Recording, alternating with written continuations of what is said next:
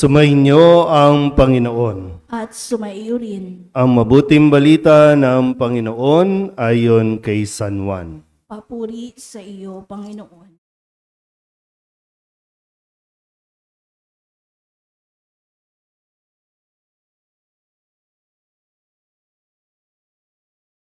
Sinugo ng Diyos ang isang tao na nagngangalang Juan. Naparito siya upang magpatotoo tungkol sa ilaw at manalig sa ilaw ang lahat dahil sa patotoo niya. Hindi siya ang ilaw, kundi naparito siya upang magpatotoo tungkol sa ilaw. Nang suguin ng mga Hudyo sa Jerusalem ang ilang saserdote at levita upang itanong kung sino siya, sinabi ni Juan ang katotohanan. Sinabi niyang hindi siya ang Mesiyas. Kung gayoy, sino ka? Tanong nila. Ikaw ba si Elias? Hindi po, tugon niya. Ikaw ba ang propetang hinihintay namin? Sumagot siya, hindi po. Sino ka kung gayon? Tanong nila uli. Sabihin mo sa amin para masabi namin sa mga nagsugo sa amin.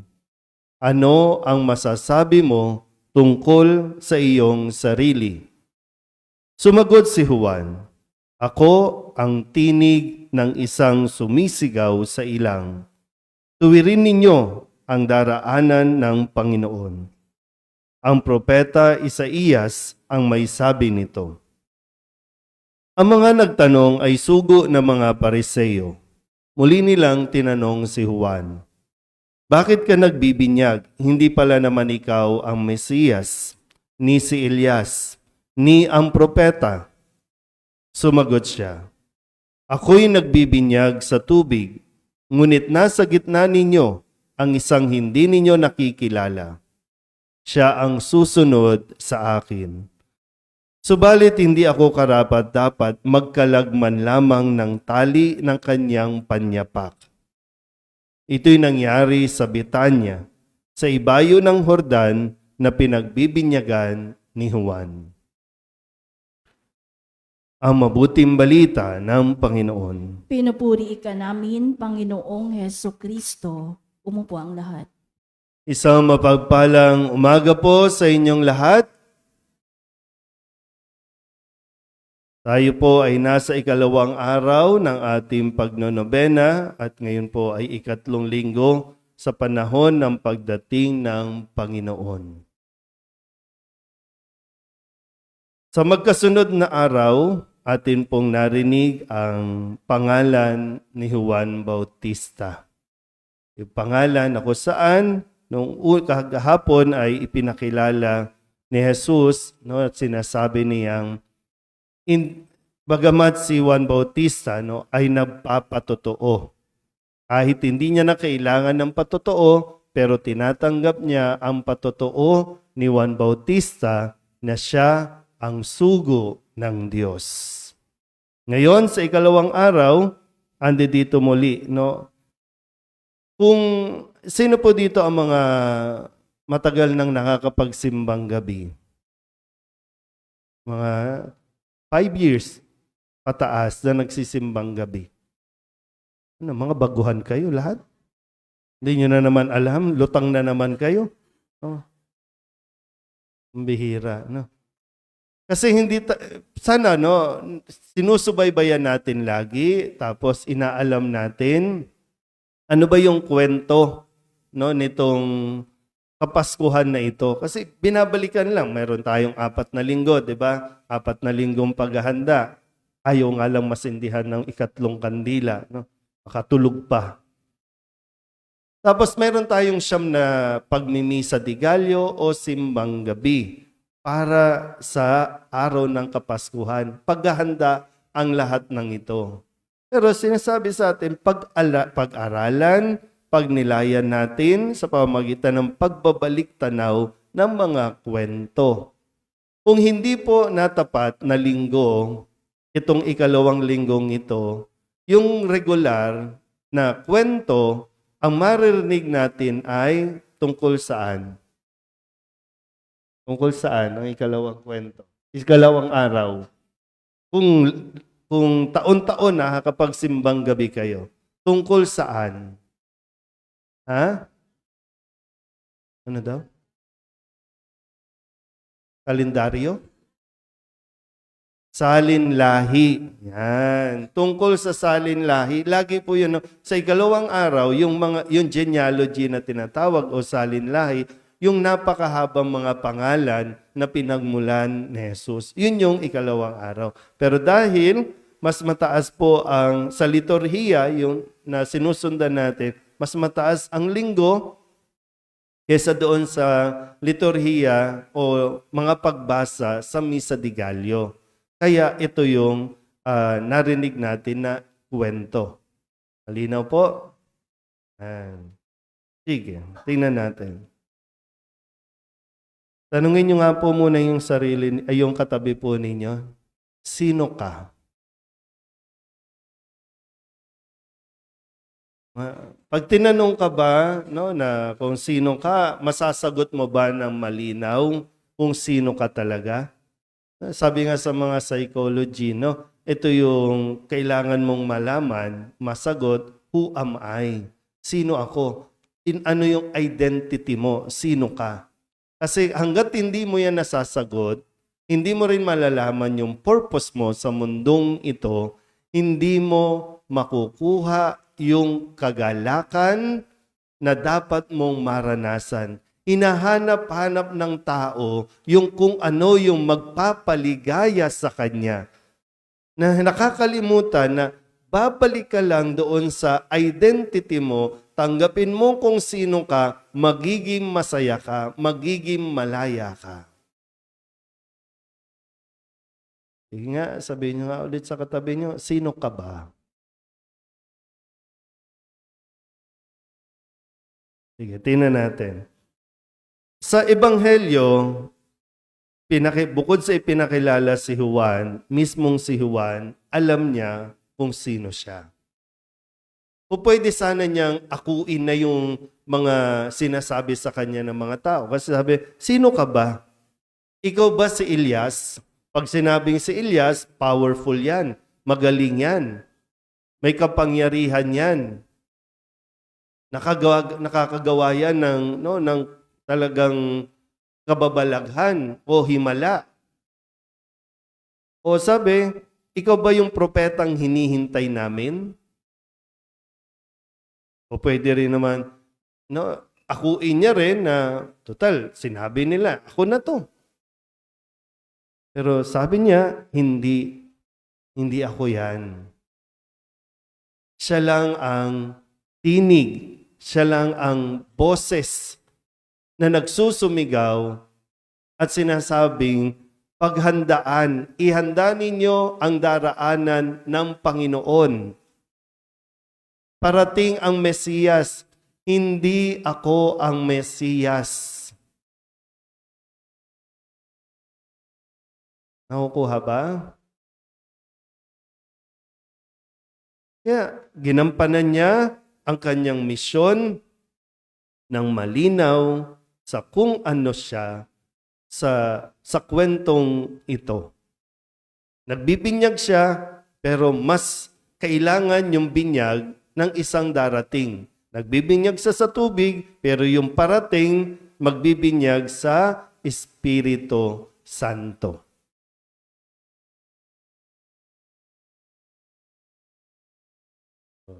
Diba? Isang aral na kailangan natin matutunan kay San Juan, itong katangian na ipinapakilala sa atin. Kung gusto natin maging masaya, gampanan mo kung sino ka, kung ano ang purpose mo sa mundong ito. Walang taong magsasabi na hindi ko alam at hindi ko kilala ang aking sarili. Kapag sinabi mo yan, hindi mo talaga masusumpungan yung kaligayahan na dapat mong maranasan. Ngayon, tingnan natin. Kung kilala natin ang ating mga sarili, magiging maayos ang ugnayan natin sa loob ng tahanan, sa lipunan. Isa lang ang tagapagligtas. Isa lang ang Mesiyas. Si Jesus yan. Huwag mong agawin ang role ni Jesus. Ngayon, sino ka ba? Kung ikaw ay magulang, kung ikaw ay asawa ka, gampanan mo ang role mo bilang asawa. Yun yung identity mo. Kaya nga sabi ni Jesus, o sabi sa mga pagbasa natin, no? Mga babae, pasakop kayo sa inyong asawa. Yan ang role mo. Maging ina. Yung babae, no? Yung babae, maging ina. Magpadede ka. Kaya nga yung purpose ng katawan din natin, kailangan alam mo yan para magbigay ng buhay. Kung ikaw yung lalaki, ikaw yung asawa, gampanan mo ang pagiging ama. Narinig natin, mga tatay, mga ama, huwag niyong pagmamalupitan ng labis, huwag niyong hihigpitan ng labis ang inyong mga anak. Magpakaama kayo. Sa mga anak, anak ka. Ang role mo bilang anak ay sumunod sa iyong magulang. Huwag mong baliktarin na ang magulang mo ang dapat sumunod sa iyo. Hindi ikaw ang magulang. O kaya, ano nangyayari? Nagpapalit-palit. Nagkakagulo-gulo ang role natin. Ang gustong masunod, nanay. Kaya yung tatay, naghahanap ng ibang kaharian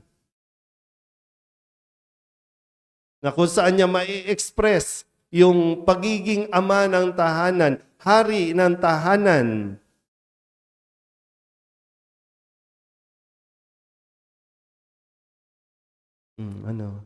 Nanahimik na naman. Tahimik ba o tulog? Ano ba?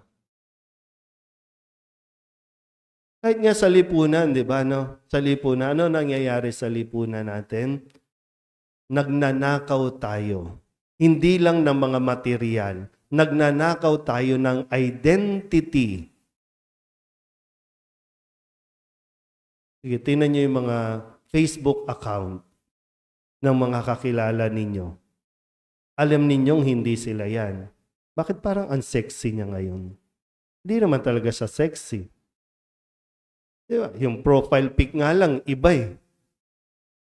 Ginawa mong cartoon ang sarili mo. Ginawa mong AI. Tama ba? Artificial, no?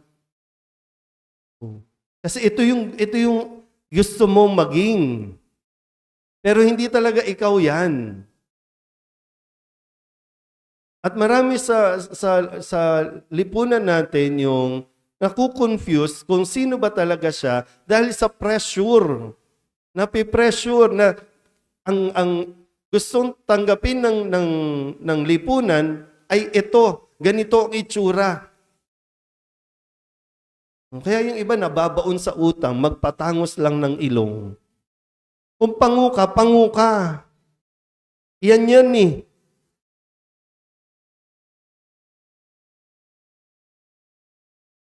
O ano-ano mga pinagtitik para pumuti lang. Sa dami ng chemicals na pinasok natin sa katawan natin, ayan, ang dami nating sakit. Kung nagpakatotoo lang tayo, ayon sa kung paano tayong nilikha ng Diyos, masaya ang buhay.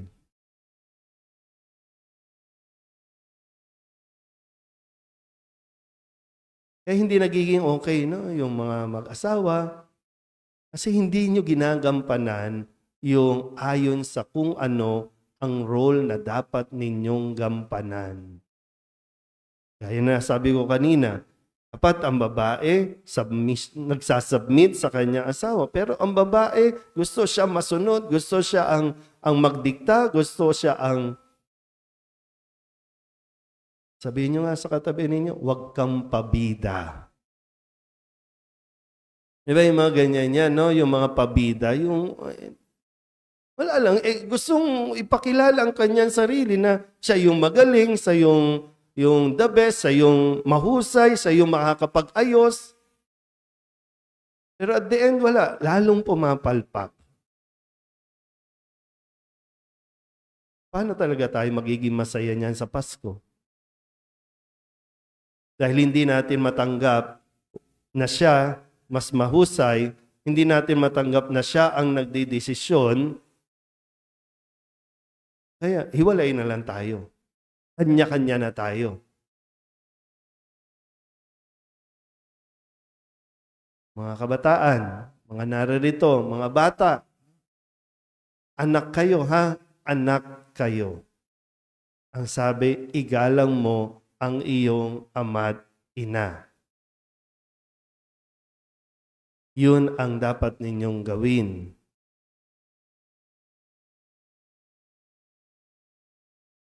Kahit nga minsan sa simbahan, no? Dapat alam natin kung ano yung role na ginagampanan natin. Member tayo. Hindi tayo ang coordinator. Member tayo. Matutong sumunod. Kaya nagkakalabo-labo din kami minsan sa simbahan, no? Kasi wala eh. Nahihirapang mag-submit yung iba. Nahihirapang sumunod. Mahihirapang simple instructions, ayaw sundin, kasi ito yung dapat, ito yung maganda. May mga panahon na kailangan mo rin tanggapin, na kailangan mo laylo na. Kailangan mo rin magpaubaya. Kaya nga si Juan Bautista, sa ngayon itong ginagawa niya, pag dumating ang Mesiyas, alis na siya. Pasok, ikaw naman. Nga lang, dahil nga pag pumapasok na sa ulo natin itong, wow, iba pala ang dating kapag sikat ka. Iba pala ang dating kapag may power ka. Iba pala yung dating kapag ikaw yung nasa posisyon. Kaya, kahit hindi na ikaw dapat, inangahawakan mo yun. At nagagalit ka na kapag mayroong paparating. Diyan na rin pumapasok yung mga insecurities natin.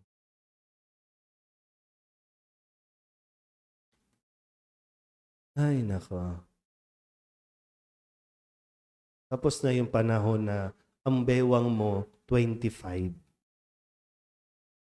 Tapos na yun. Ano ba yung dating waistline nyo? 32, 16, wow, liit. No? Tapos na yon. Pero huwag kang malungkot na sa tuwing tinitinan mo yung iba, na alam mo namang mas bata yun. No? Alam mo namang mas iba yung panahon nila. Iba yung panahon mo, pero inihahanda natin dapat yung paparating. Kaya yung mga ugali ng mga henerasyon ngayon,